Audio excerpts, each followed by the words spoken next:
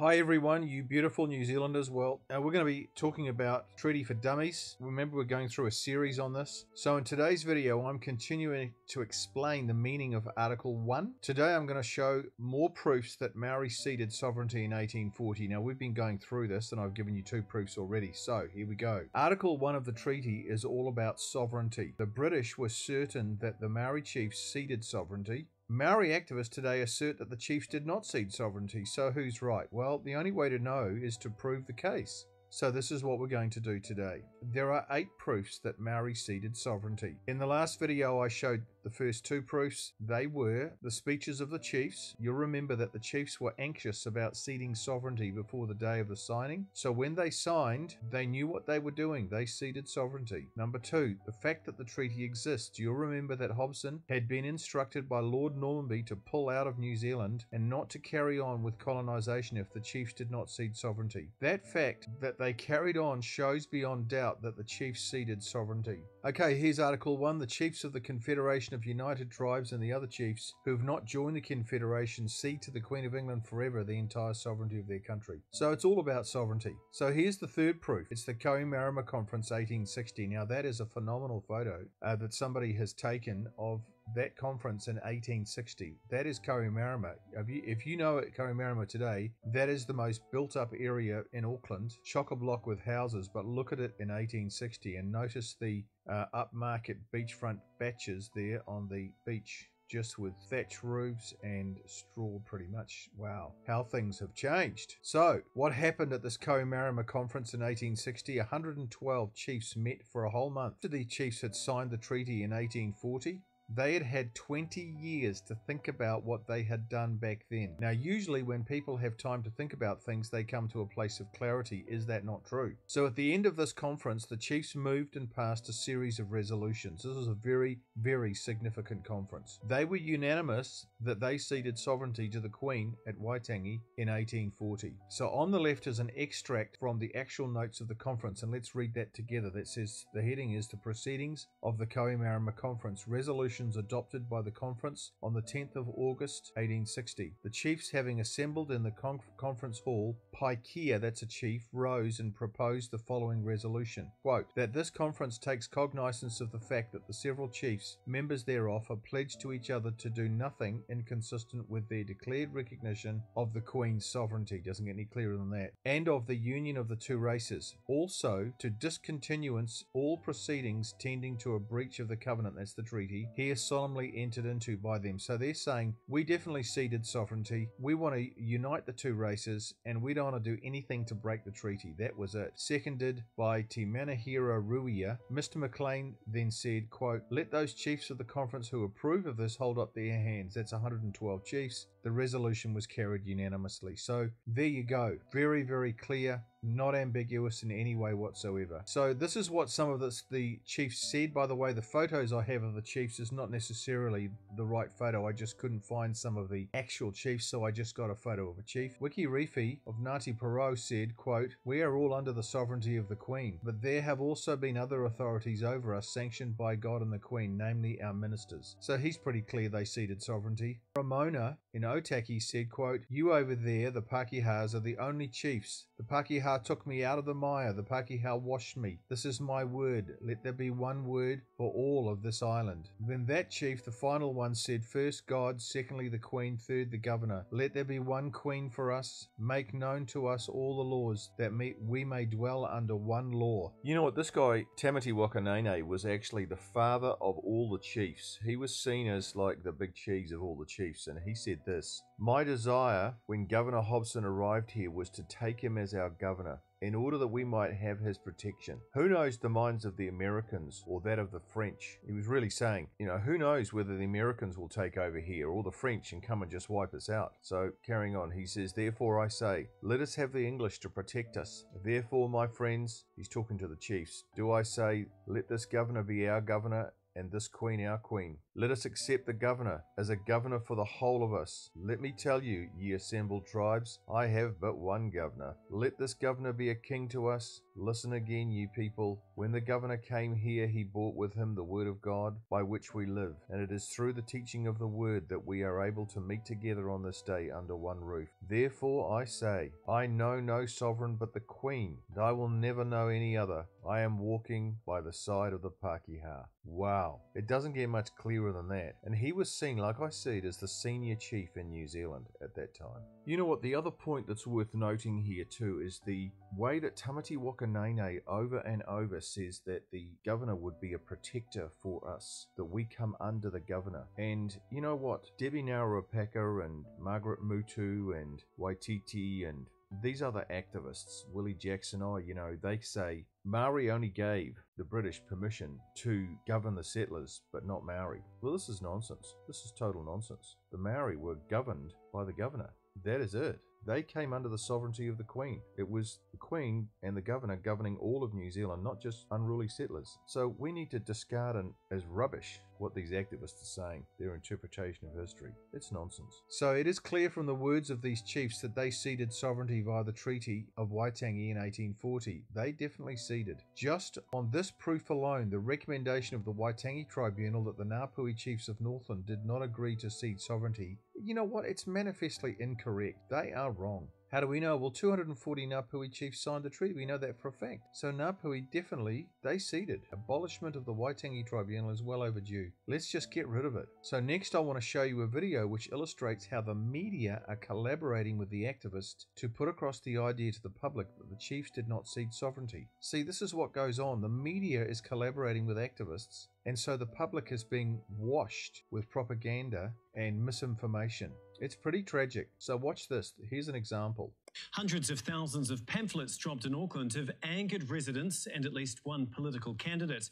The flyer promotes a book and a political party some consider extreme right-wing and racist. And the party behind the pamphlet says they'll have an increasing profile in the lead-up to the election. Kim Vanell explains. Thousands of households received the flyer titled One Treaty, One Nation, and that's angering one Labour candidate. Load of nonsense, racist rhetoric again. The flyer says Māori have benefited from colonisation, lifting them out of a violent Stone Age existence.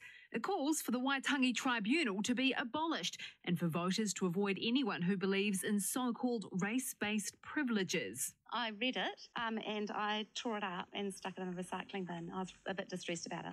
These Kingsland residents were shocked by the flyer. I felt like it was trying to stir within some people that sense that some people are getting more than others. And that's so racist. John McLean, who owns Tross Publishing, is the man behind the flyers, which also promote his book.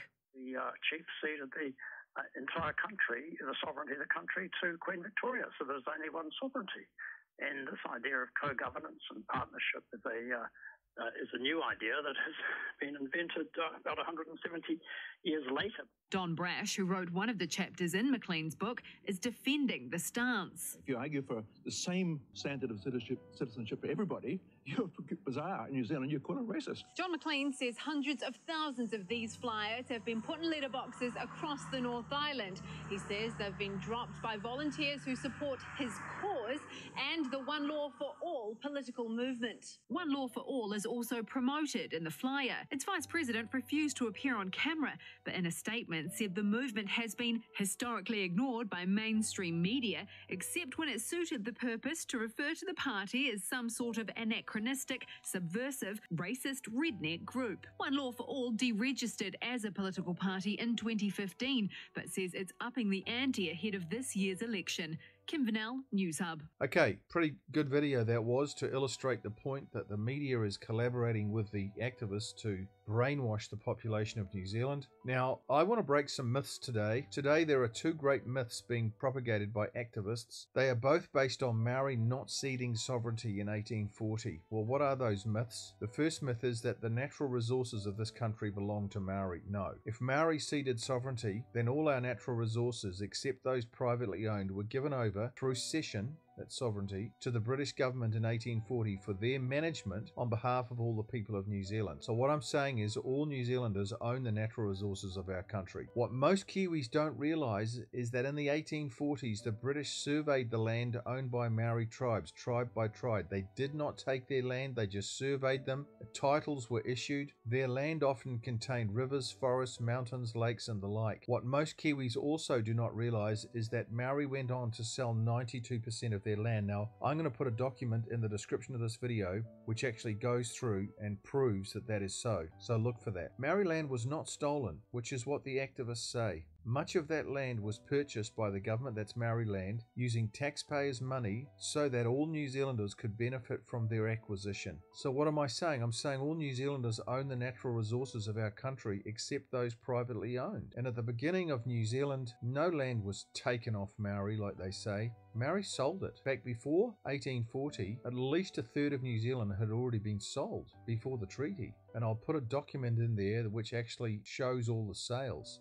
Now, I can hear some people saying, oh, hang on a minute, we've heard about land being stolen from Maori, they go on about it all the time, and also about confiscations, but this is what Saraparananata had to say about this. Some have said that these confiscations were wrong, and that they contravened the articles of the Treaty of Waitangi. The government placed in the hands of the Queen of England the sovereignty and the authority to make laws. Some sections of the Maori people violated that authority. War arose, and from this, and blood was spilled. The law came into operation, and land was taken in payment. It was their own chiefs who ceded that right to the Queen. The confiscations cannot therefore be objected to in light of the treaty. In other words, what Saraparananata is saying is that, when Maori complain about land being confiscated or land being taken from Maori, it was the result of Maori breaking laws that they had given the government the authority to make, pretty much like the Proceeds of Crimes Act that we have now in New Zealand. If you break the law, the government, if you're a gang member,